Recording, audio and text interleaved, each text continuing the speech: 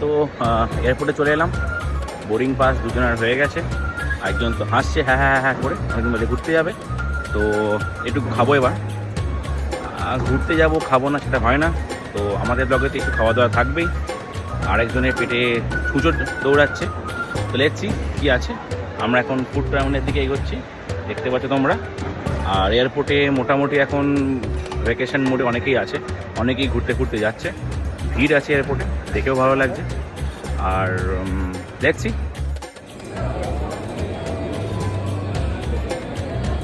কাণ্ড দেখো, কোথায় যায় ঘুরতে, কোথায় ঘুরতে যায়, কোথায় ঘুরতে যায় আমি বুঝতে পারছি না।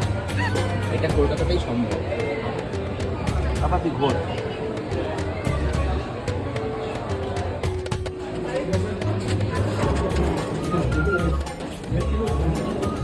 ফুড কোর্টে এসে গেছি।